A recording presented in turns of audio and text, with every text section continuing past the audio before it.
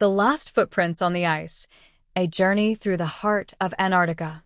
The wind had a voice in Antarctica, a low, endless whisper that seemed to come from the edge of the world. It carried secrets across the frozen plains, brushing against the tents, the snow, and the hearts of those who dared to listen. For Dr. Elias Ward, the sound had become both a comfort and a warning. It was his third week on the ice, leading a small expedition team into one of the most isolated parts of the continent, the Polar Plateau, near a place so rarely visited that even satellites struggled to map it. The mission was simple on paper: collect ice core samples that could reveal thousands of years of Earth's climate history. But Elias knew better. Nothing in Antarctica was simple. He stood outside the research tent, his breath turning to frost in the biting air. The horizon was a pure sheet of white, stretching endlessly in every direction. The sky above was pale blue, almost too still, as if the world had stopped moving. Behind him, the camp was quiet except for the faint hum of the generator. "Elias," called Dr. Hannah Marek, his second-in-command, her voice muffled under layers of thermal gear. "We're losing temperature faster than expected. The storm's coming in early." He turned toward her, the snow crunching under his boots. "We'll pack up the equipment soon," he said. "Just need one more reading." Hannah sighed, visible even through her frost-covered goggles. "You said that an hour ago." Elias smiled slightly. "Science doesn't listen to the clock." But the truth was, he wasn't just measuring the ice. He was chasing something else, something he had found in a satellite image weeks ago. In the image, far from any known route, there was a dark pattern beneath the snow, too symmetrical to be natural, too precise to be random. It looked like the outline of an ancient structure, buried deep in the ice. He hadn't told the team everything about it. Not yet. Inside the tent, the soft light of their equipment flickered against the silver walls. Data screens glowed with readings: wind speed, air density, temperature. The numbers were extreme, minus 70 degrees Celsius and dropping. Hannah adjusted her gloves and said, "We should move back toward base camp before nightfall. We can come back after the storm passes." Elias nodded absently, still staring at a printed map spread across the table. "Just one more test pit," he murmured. Hannah frowned. "You're acting like there's something out there, Elias." He hesitated. The temptation to tell her was strong. But he didn't want to raise hopes over a shadow on a screen. "Maybe there is," he said quietly. That night, as the blizzard howled outside, the camp became a fragile island in an ocean of white. The wind battered the tents, shaking the poles and snapping the ropes. The team huddled close to the heaters, their faces pale from exhaustion. Dr. Amir Patel, the youngest of the group, looked uneasy. "Do you ever think about how no one's walked on some of this ice before?" he said. "Like, we could be the first people to ever stand here." Elias looked up from his notebook. "That's what makes it special," he said. "Every step here leaves a mark on time, a footprint that might never melt. But it also means," Amir continued, "that we're completely alone." The wind outside answered for them, a low, haunting wail that crept through the tent seams. Hannah gave a small smile. "That's Antarctica for you. The loneliest place on Earth." Later, after the others had fallen asleep, Elias stepped outside. The storm had calmed. Above him, the stars burned brighter than he'd ever seen. The Milky Way stretched across the sky like a frozen river. He switched on his handheld scanner and pointed it toward the east, where the mysterious shape had appeared on the satellite image. The radar pinged faintly, picking up a strange anomaly beneath the ice, something massive and metallic. His heart skipped. There it was. He knelt, brushing away the thin layer of powder snow, and pressed a sensor into the surface. The scanner beeped again. The reading was impossible, a magnetic field far stronger than anything natural. Something was buried deep under the glacier. Something ancient. And Elias was certain of one thing. It wasn't just rock or ice. It was something made. He stood there for a long moment, the cold biting into his skin, before whispering to himself, "This is what we came for." As he turned back toward the tent, the wind rose again, sweeping over his footprints, erasing them one by one until the snow was smooth once more. The ice kept its secrets, as it always had. But beneath it, something was waiting to be found. By morning, the storm had passed, leaving behind a silence so deep it pressed against the ears. The world was reborn in white. Every trace of last night's fury, every footprint, rope mark, and ridge, had been smoothed into perfection by the wind. Dr. Elias Ward woke early. He stepped outside, blinking against the bright reflection of sunlight bouncing off endless snow. The cold bit at his eyelashes, but he didn't care. His thoughts were still fixed on the readings from the night before. Something was out there under the ice, something metallic and magnetic. Something the world didn't yet know existed. Inside the main tent, Hannah and Amir were already preparing breakfast. Warm packets of oatmeal and instant coffee. The air smelled faintly of heat and fuel. Morning, Captain Obsession, Hannah teased when Elias entered. You didn't sleep much. I wasn't tired, he replied, grabbing a mug of coffee. She watched him for a long moment. You're hiding something. I can see it. Elias set the mug down, his breath visible in the cold air. He hesitated, then reached into his jacket and pulled out a folded satellite printout. The image was gray and grainy, but the shadowed outline was clear, a perfect circle buried beneath the surface. This, he said softly, is 20 kilometers east of here. Amir leaned forward. What is it? A crater? Not a crater, Elias said. It's too symmetrical. Look at the ring structure. It's artificial. Hannah frowned. Artificial? You mean built? Yes, Elias said. It's buried deep, maybe 200 meters down.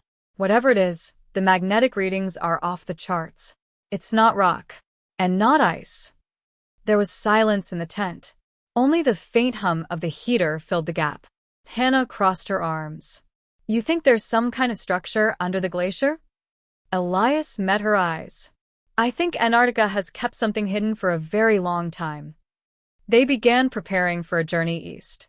It would be dangerous. The temperature was expected to drop below -80, and communication signals weakened the farther they went. But Elias couldn't shake the feeling that time was running out. By midday, the team was packed. 2 snowmobiles, a radar scanner, and survival kits strapped in tight. The horizon shimmered with pale light as they set off, leaving behind a faint trail in the snow. Hours passed in near silence. Only the growl of the engines and the crunch of treads broke the stillness.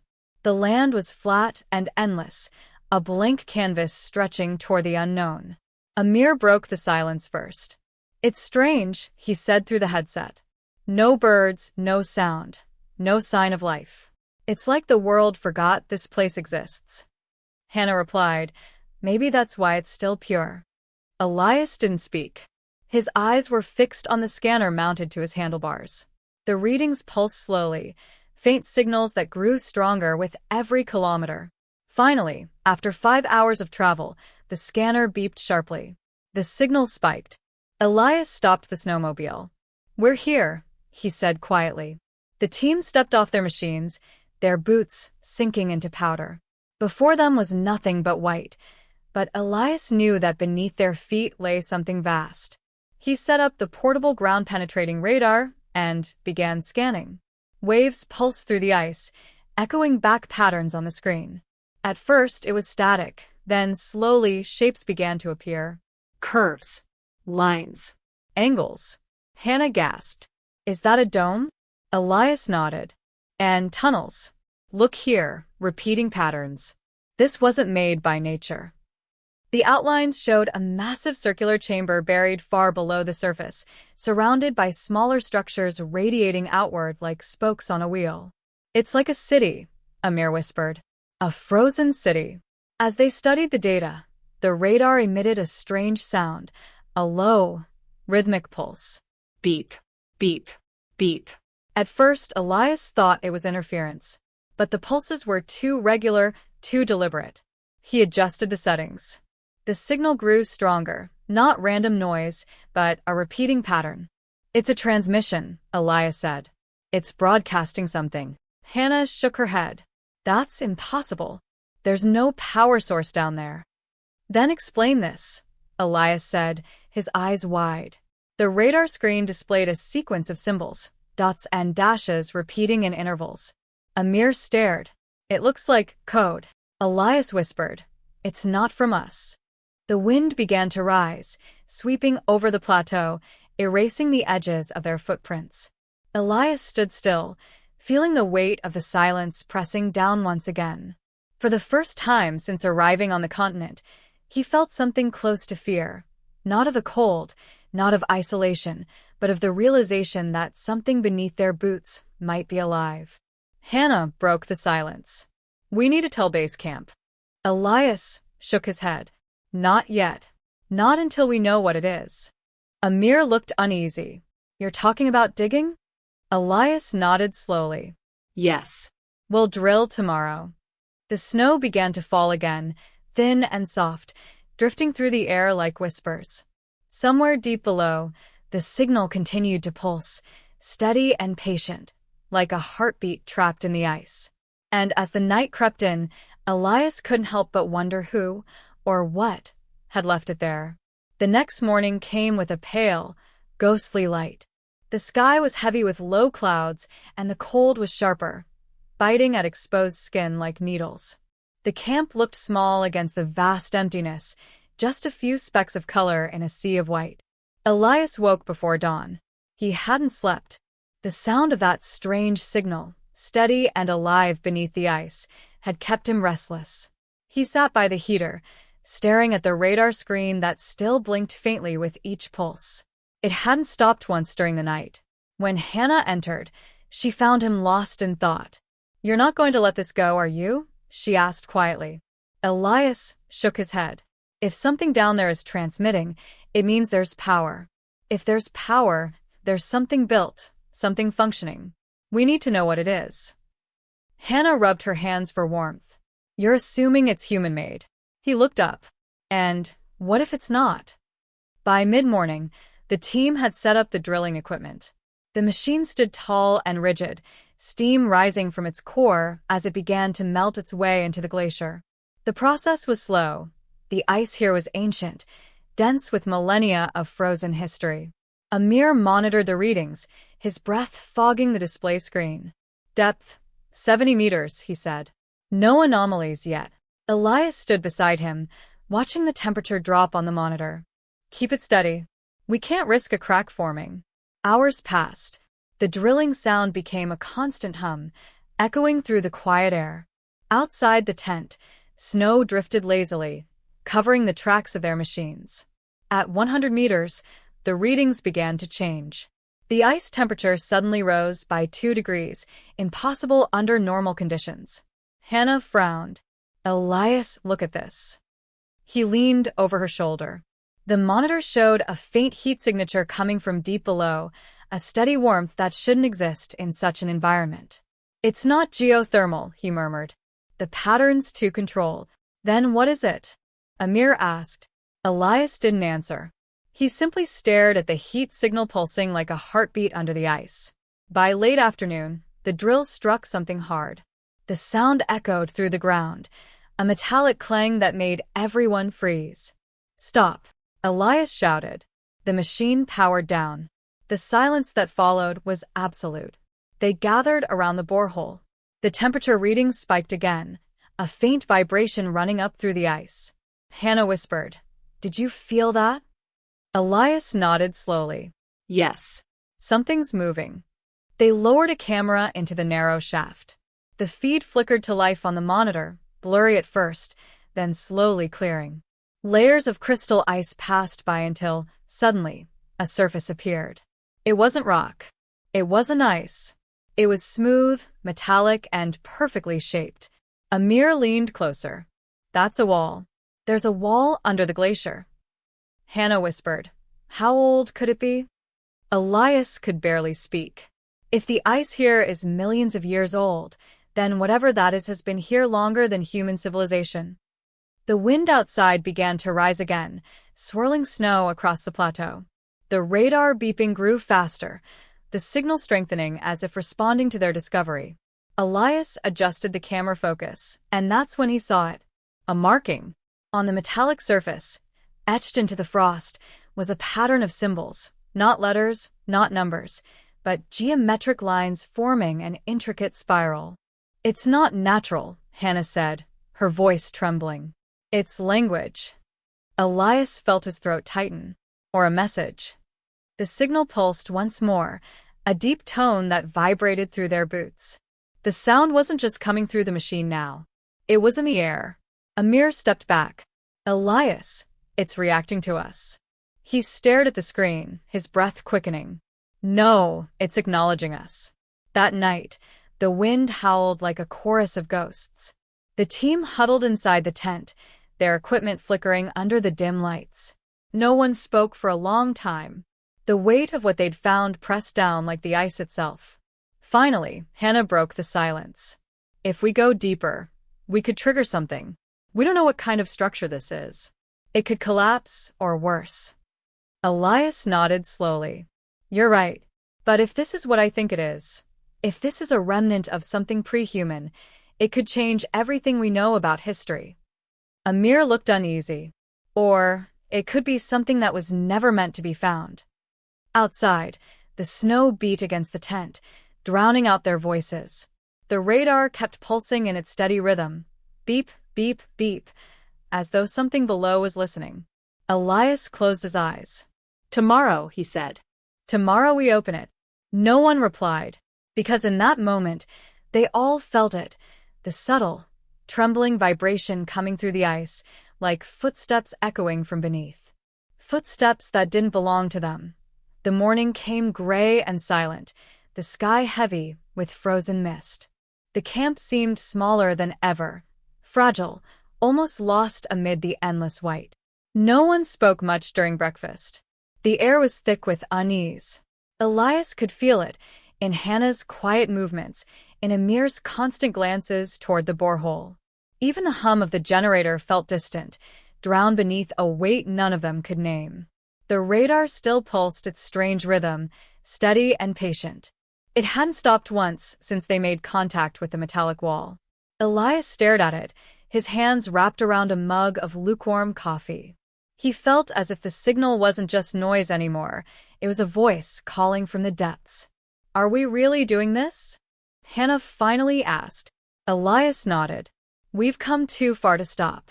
Amir exhaled slowly. "Then let's do it before the weather changes again." They began to widen the borehole. The ice resisted at first, hard and ancient, but the laser cutter sliced through it in glowing arcs. Steam hissed up into the cold air. After several hours, the hole was just wide enough to lower a probe, a small drone equipped with lights and sensors. Elias handled it carefully, his gloved fingers trembling slightly. The drone descended slowly, its camera streaming images to the monitor. Layer after layer of crystal ice passed until once again, the strange metal surface came into view. Elias guided the drone closer. The markings were clearer now, concentric rings of symbols, each one glowing faintly with blue light beneath the frost. "Do you see that?" Hannah whispered. "It's reacting to the drone." Elias leaned closer. "It's generating energy. The ice isn't insulating it, it's channeling it." The camera zoomed in on the markings. They pulsed once, then again, in perfect time with the radar's heartbeat. Amir's voice shook. "It's syncing with us, like it knows we're here." Elias whispered, "Or like it's waking up." Suddenly, the drone feed began to flicker. The screen turned white for a second, then dark. A loud buzz filled the tent. "What happened?" Hannah asked. Elias adjusted the controls. "Signal interference. Some things." The screen blinked back to life, but what appeared made all three of them freeze. The camera was still inside the borehole, but now the surface beneath the ice was moving. Slowly, the metal panel slid aside, revealing a dark chamber below. Vast, cold, and filled with mist. A gust of warm air shot upward, fogging the lens. The drone's lights flickered, catching glimpses of what lay inside. Curved walls, rows of structures, shadows shaped like pillars. Amir stepped back. "That's not just a structure," he whispered. "That's a facility." Elias' heart pounded. "There's atmosphere down there. And movement." The air pressure's changing. It's venting. The camera suddenly tilted. Something had brushed against it. Pull it up, Hannah shouted. Elias hit the reverse control. The drone began to ascend, but the feed shook violently, static flooding the screen. Through the distortion, for the briefest moment, something moved in the darkness below. A silhouette, tall, slender, and motionless. Then the feed went dead. The tent fell silent except for the sound of the wind outside. No one spoke. No one breathed. Finally, Hannah whispered, "Tell me I didn't just see that." Elias swallowed hard. "You did." Amir's voice broke. "Then what is it?" Elias looked toward the ice, the radar still pulsing its quiet signal. "Something alive," he said softly. "Or something waiting to be." That night, no one could sleep. The blizzard returned, roaring across the plateau like a living thing. The tent shuddered under the force of it. The radar continued its beeping, faint but relentless. Elias lay awake, listening. His thoughts spun through the impossible, a buried city, a structure that predated human history, a signal still pulsing after millennia. He thought of the stories told by early explorers, of strange lights under the ice, of magnetic disturbances near the poles, of sounds that seemed to come from beneath the glaciers. Myths, dismissed as madness. But now he wasn't so sure. Sometime after midnight, Elias heard it. A new sound. Not from the radar, not from the storm, but from the ice itself. A deep, resonant hum, rising up through the frozen ground. It wasn't mechanical. It wasn't random. It was musical, like a chorus of distant voices calling through layers of ice. He sat up, heart pounding. "Hannah, Amir's wake up." They stirred, confused. "What is it?" Hannah murmured. Elias pointed to the floor. The hum grew louder, rhythmic, pulsing like a signal echoing in their bones. Then, the lights in the tent flickered, once, twice, before cutting out completely. Darkness swallowed them. Outside, the storm died suddenly, as if silenced by an unseen hand. And beneath their feet, the humming continued, deeper, stronger, alive. Something beneath the ice had awakened. The silence after the storm was heavier than sound. It pressed against the walls of the tent like a living presence. Outside, the world lay still, no wind, no movement, no sound at all. Elias could feel his heart pounding. The faint blue glow from the radar screen was the only light left. The pulse had changed, faster now, urgent, like a heartbeat running out of time. Hannah reached for her flashlight and clicked it on. The narrow beam cut through the darkness, landing on Elias's pale face. "What's happening?" she whispered. Elias stared at the radar. "It's responding to something maybe. The signal's stronger than before." Amir was by the borehole, his hands trembling. "It's warm," he said. "The ice, it's melting." Elias crossed the tent and knelt beside him. He touched the ice around the edge of the hole. It wasn't just warm, it was vibrating, as if something beneath was breathing. A low hum rose again, deeper this time, resonating through their boots. The sound wasn't coming from their equipment. It was the ground itself. "It's opening," Elias whispered. They gathered what they could, lights, harnesses, a thermal cable, and secured the line around the borehole. Hannah's face was pale under the glow of her headlamp. "You can't be serious," she said. "You're not going down there." Elias met her gaze. "We didn't come this far to stop now." Amir swallowed hard. "If it's alive down there, Elias, if it's some kind of entity, then it's been waiting for millions of years," Elias said. "And it just woke up." For a moment, none of them spoke. The sound from below grew louder, not a hum now, but a low, rhythmic thrum, like the sound of distant drums echoing through a cave. Finally, Hannah sighed. "If you're going, we're going with you." Elias nodded once. "Then we go together." The descent was slow and cold. The light from their headlamps cut through the icy shaft, reflecting off walls that shimmered like glass. Frost crystals hung suspended in the air, catching the light like stars. At 50 meters, the temperature began to rise. Steam coiled around them, fogging their visors. The walls changed, no longer natural ice, but smooth surfaces streaked with faint metallic veins. At 100 meters, their boots touched a solid floor. The chamber was enormous, a vast cavern carved beneath the glacier, walls curving into infinity. The ceiling shimmered with veins of blue light, pulsing gently, alive. Amir whispered, "This isn't possible." Elias stepped forward, his breath visible in the strange half-light. "This isn't nature. This is design." They moved slowly, their footsteps echoing on the metallic floor. The air was warm, almost breathable. Faint mist drifted between tall, curved structures that resembled pillars, though none were uniform. Each was engraved with glowing spirals and markings like those on the surface above. At the center of the chamber stood a massive circular platform. Its surface shimmered with light beneath the frost, and in its middle was a hollow depression, like an ancient doorway sealed by time. Hannah approached one of the pillars, brushing her glove against the symbols. The glow brightened beneath her touch. She gasped and stepped back. "It's reacting to us." Elias turned toward her. "No, it's recognizing us." The chamber's lights pulsed once, and then the entire floor beneath them vibrated. A deep resonance filled the air, followed by a faint voice, not spoken, but felt inside their minds. It wasn't language. It was understanding, an echo of thought, a whisper that didn't use words. Amir fell to his knees, clutching his head. What is that?" Hannah gritted her teeth. "It's in my head. It's inside." Elias clenched his fists, fighting the dizzying flood of images flashing behind his eyes. Endless white plains, falling stars, shapes descending from the sky, and then silence. When the sensation faded, they all stood trembling. The air around them hummed softly again, as though nothing had happened. Hannah's voice was a whisper. "It was showing us something, a memory." Elias nodded, breathing heavily. They turned back to the platform in the center.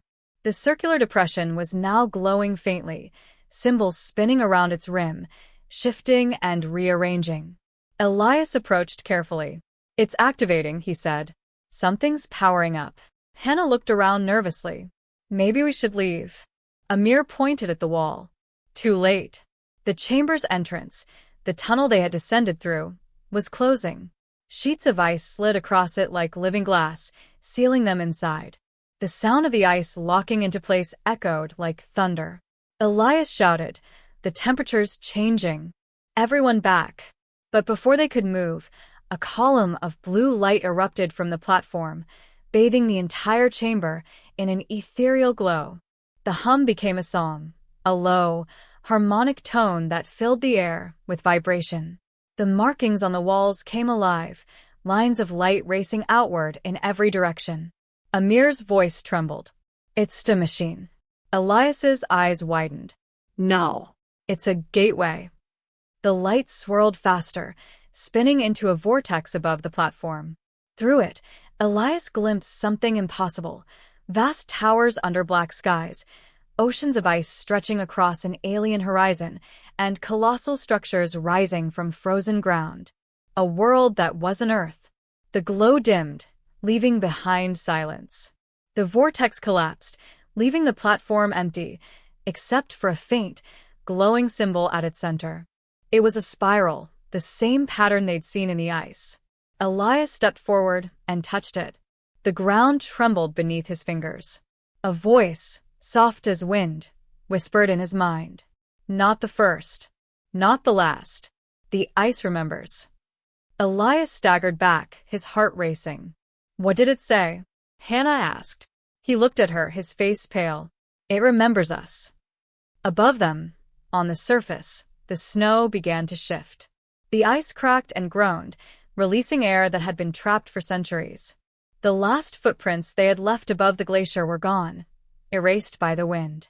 And deep below, in the dark, the heartbeat of Antarctica continued to pulse, no longer waiting, but watching, for a long time. None of them spoke. The air in the chamber was still and heavy, lit only by the faint blue veins that pulsed through the walls like frozen lightning. Elias stood staring at the spiral symbol on the platform, his breath coming in sharp bursts. His glove still tingled from where he had touched it. That voice, soft, distant, ancient, still echoed in his head. Not the first.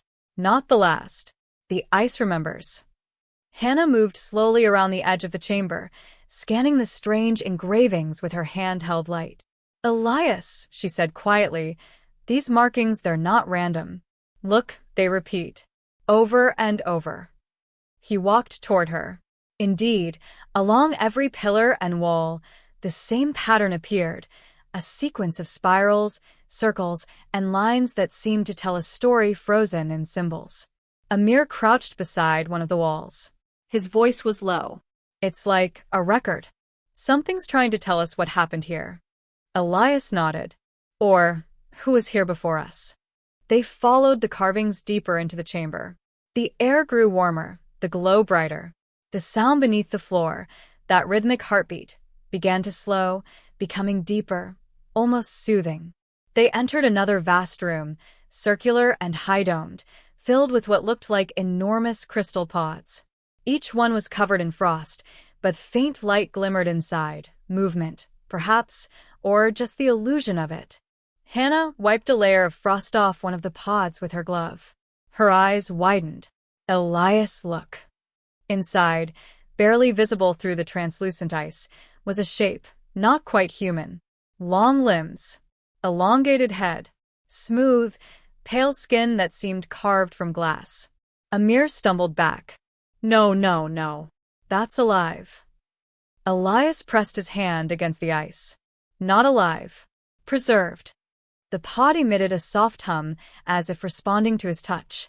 The glow inside brightened for a moment, illuminating the figure fully. It wasn't monstrous. It was beautiful. Its face was serene, eyes closed, hands folded across its chest like someone sleeping. Around its neck was a thin band of metal engraved with the spiral symbol. Hannah whispered, "They were here before us, before humans." Elias nodded slowly.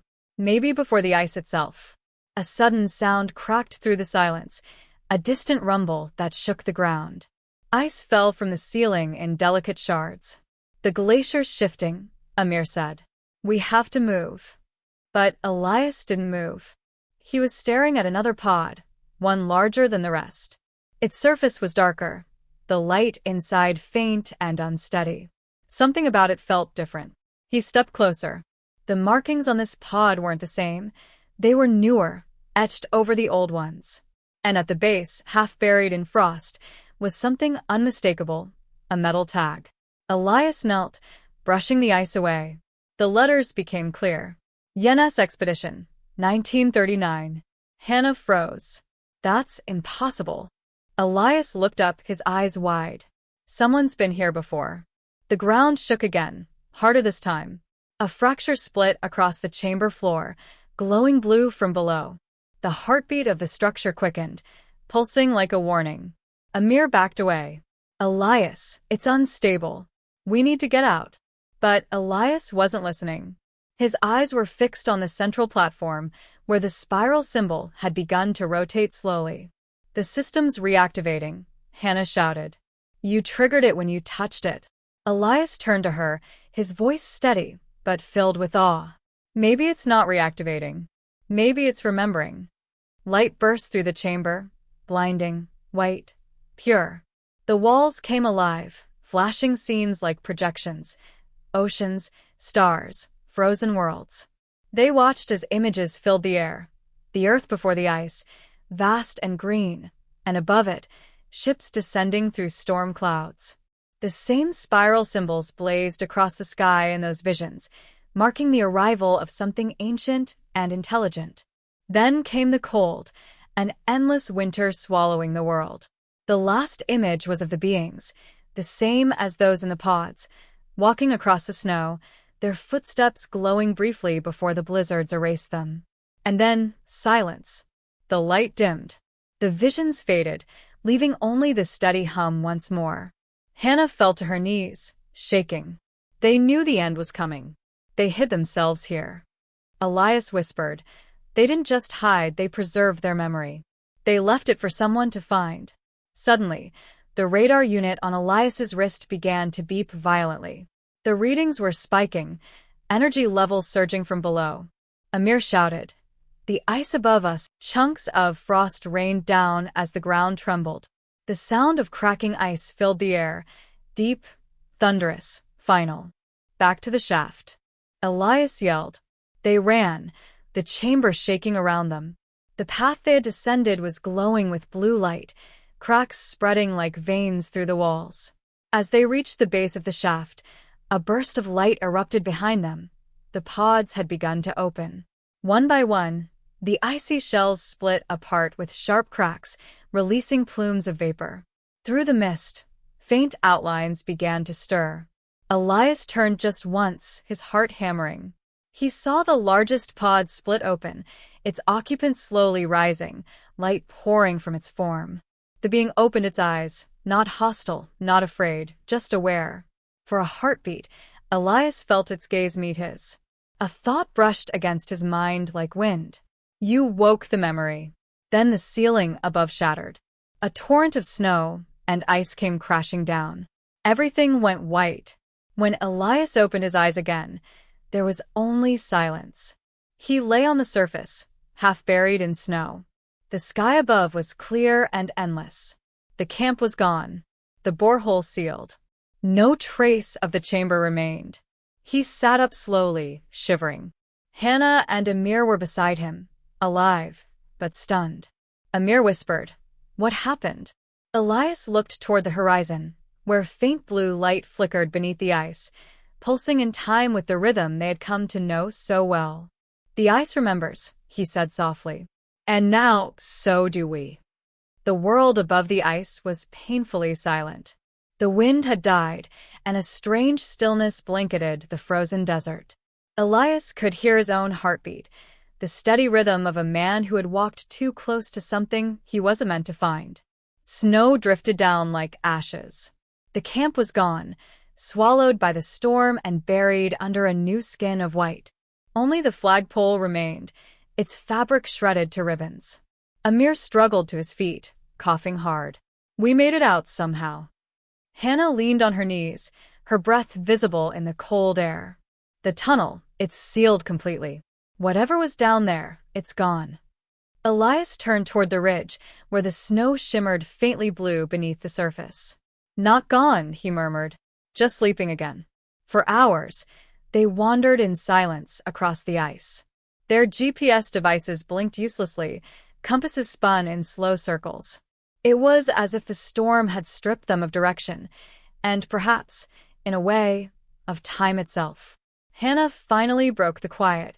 Elias, did you really see it open? The pod. He nodded. It wasn't a dream. Amir frowned. Then what was it? A hallucination? Some trick of the light? Elias hesitated before answering. It was memory. That's what the voice said. The ice remembers. He looked out across the horizon, where the faint blue glow still flickered beneath the frozen crust. And now, I think it remembers us too.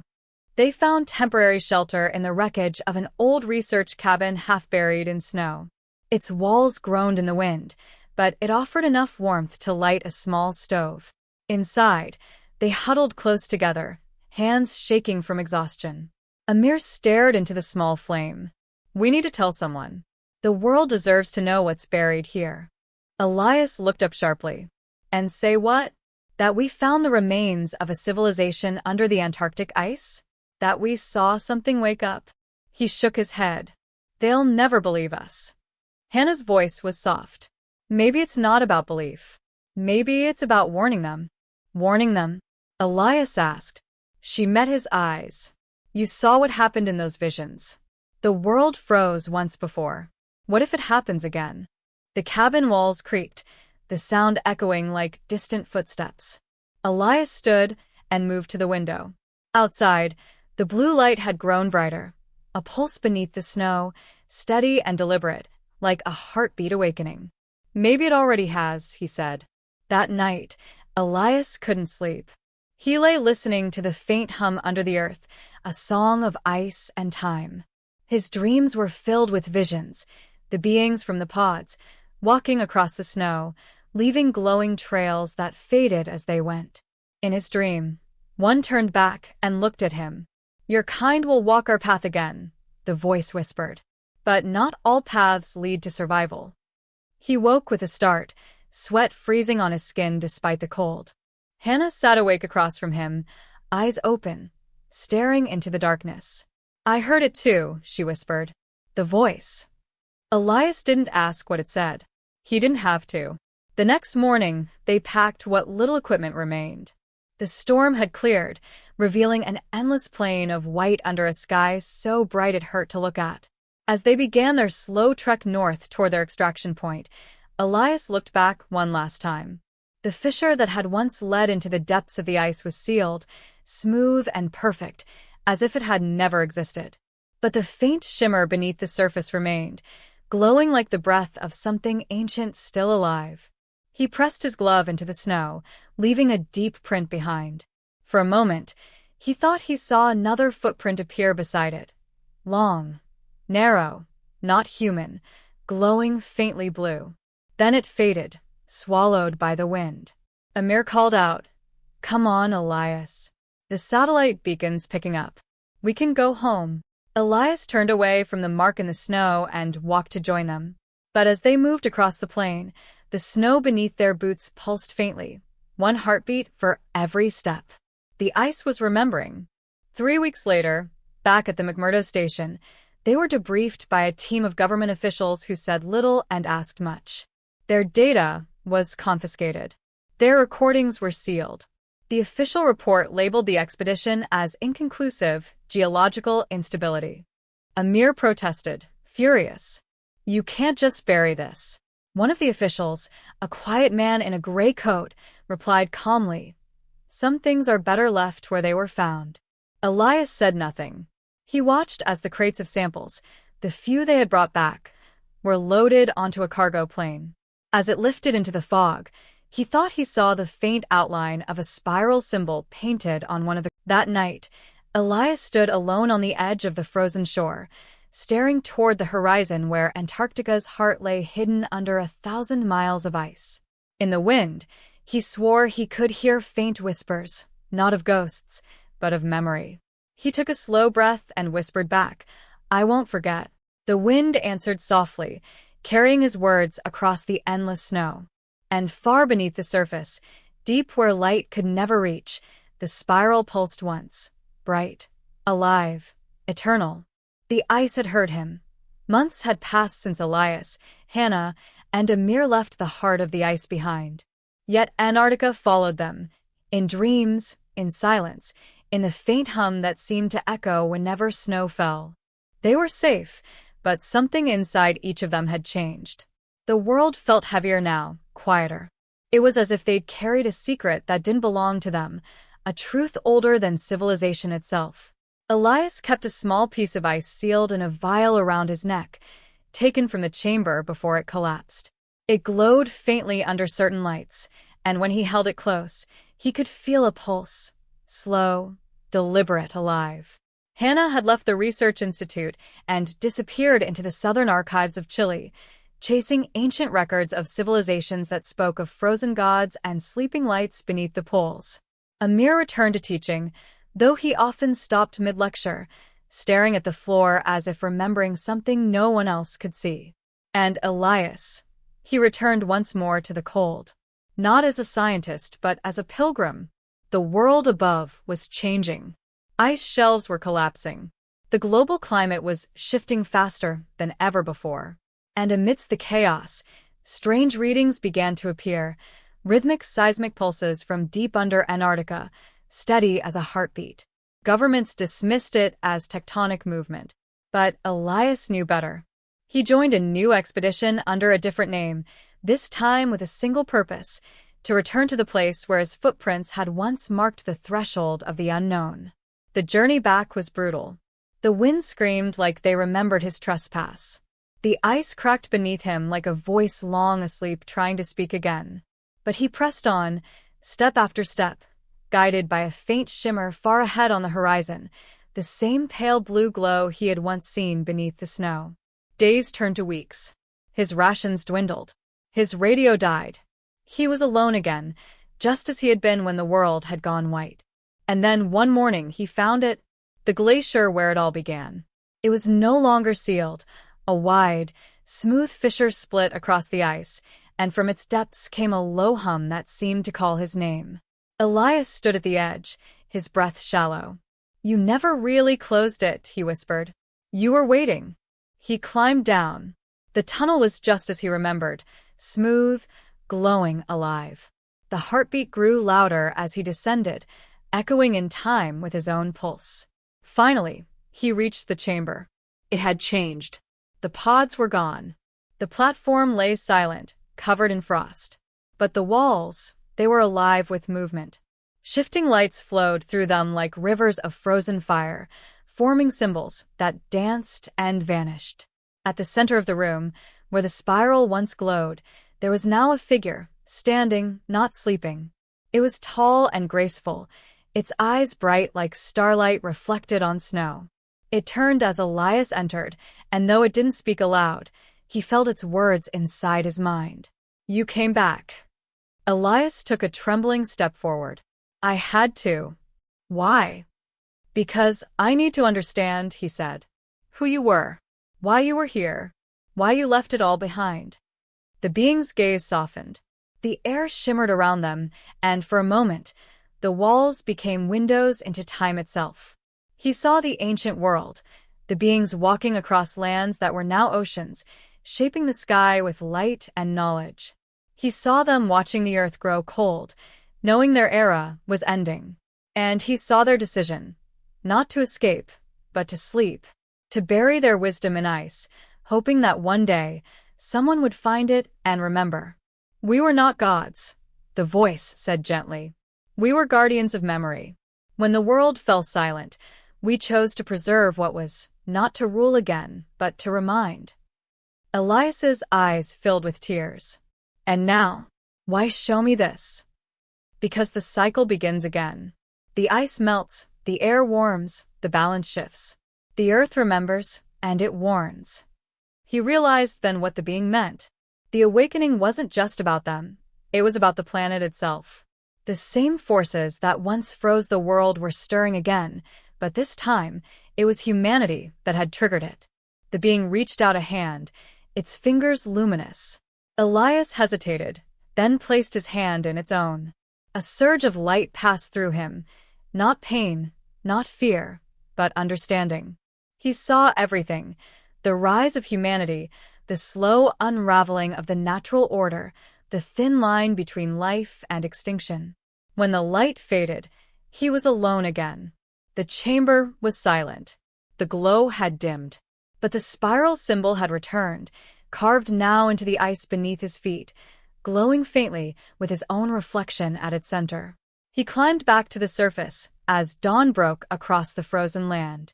The sky burned pink and gold over the endless white. Behind him, the fissure began to seal, slowly and quietly, until the ice was smooth once more. No trace of the chamber remained. He looked down at the snow beneath his boots, fresh, untouched. He took one step forward, leaving a single footprint, then another. The wind rose, erasing them almost instantly. But Elias smiled, because he knew somewhere deep below the ice was watching. And even when his footprints vanished, the memory of them would remain, woven into the cold heart of the world. The ice remembers. Years later, explorers would find fragments of his final recordings. His voice, calm and steady, spoke through the static. "If you hear this, know that beneath your feet lies more than ice. It's a mirror of time, a memory of everything we were and everything we might still become. Leave only footprints, and let the ice keep the rest." The last image on the recovered footage showed a single set of footprints stretching into the blinding white, fading, then gone. But far beneath, the ancient heartbeat of the earth continued to pulse.